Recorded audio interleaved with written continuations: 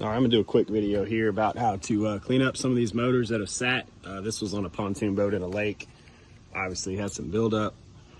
A lot of people ask how I like to clean them up. Try to keep it simple. And I'll do a couple before and after photos and stuff like that. And we'll talk about just some of the things I use products wise. So here we go. All right, so I'm just gonna cover everything in the degreaser. Kind of breaks everything up, gets all the dust and loose stuff off.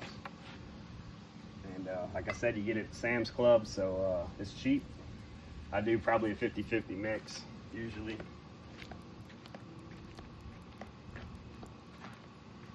But yeah, just cover everything and let it sit. You don't want to let it sit long enough to where it's gonna cut into the paint, especially in the sunlight.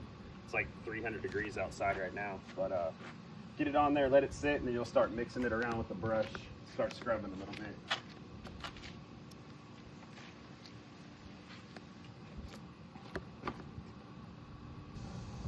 All right, we're gonna hit the motor with some muriatic acid now. You wanna definitely make sure you're using like closed-toed shoes, pants, and all that.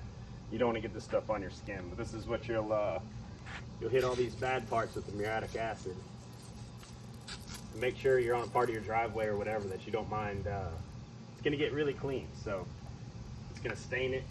I guess the opposite of stain it, it's gonna clean it. So you'll see the yellow stuff kind of bubble off the bottom.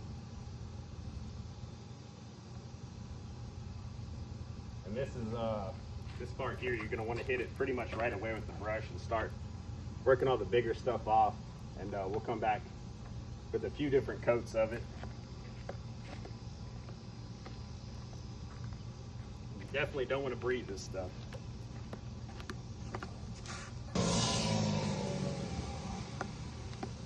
All right, hit it with the brush, and then all the big stuff kind of falls right off. Like I said, we'll do 2 or 3 applications here, but I just wanted to kind of show you. Literally, most of it just wipes right off.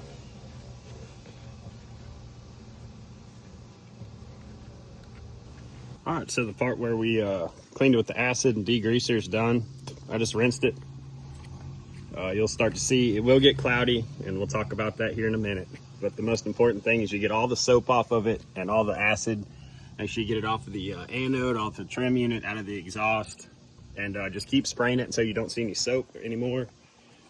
And yeah, definitely just don't want anything sitting on it and eating away. So roll it inside here in a minute, and I'll show you the next part. All right, so we pretty much got the motor dry here. You can see it's a little faded. You can kind of see where the brush, I don't know if it scratched the paint, but kind of affected it. But what you did was take whatever coating or wax or whatever somebody in the past put on the motor off. And so the next part is to put that back on, right? I like to use a cleaner wax. I don't think the brand really matters. This is just what I have. And then a foam applicator on my drill.